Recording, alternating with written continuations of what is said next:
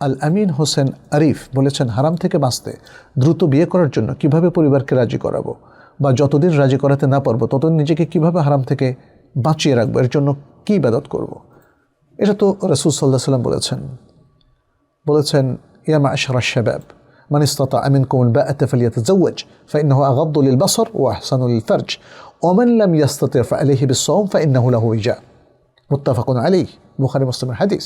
নবী সাল্লাল্লাহু আলাইহি ওয়াসাল্লাম বলছেন, হে তরুণরা, তোমাদের মধ্যে যারা বিবাহের সামর্থ্য রাখে তারা যেন সত্তর বিবাহ করে নেয়, কারণ বিবাহ সত্তর করলে এটা তোমাদের চোখকে অধিকতর সংযত রাখবে এবং তোমাদের লজ্জাস্থানের অধিকতর হেফাজত করবে। আর যদি বিবাহের সামর্থ্য না রাখো তাহলে তোমরা সিয়াম রাখবে।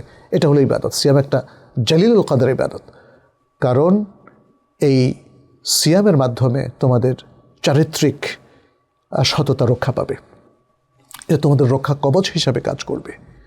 সিয়ামের মাধ্যমে মানুষের যৌন চাহিদাটা স্তিমিত থাকে, নিজেকে কন্ট্রোল করা যায়।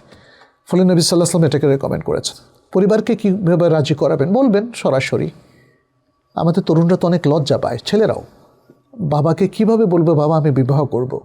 আরও সমস্যা হয় যখন সে বাবার উপর ডিপেন্ডেন্ট থাকে, তাই না?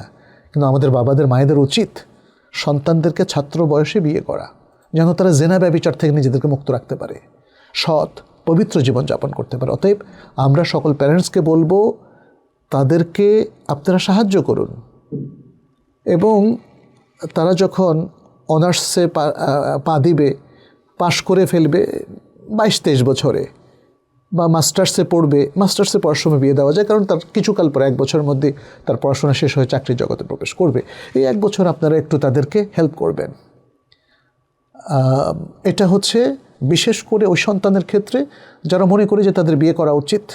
কেউ যদি একটু তাখির করতে চায় বিবাহে, সেটা কিন্তু শরীয়তে জায়েজ আছে। সেক্ষেত্রে সে সিয়াম রাখবে আর একটু তাখির করবে, একটু পরে বিয়ে করবে।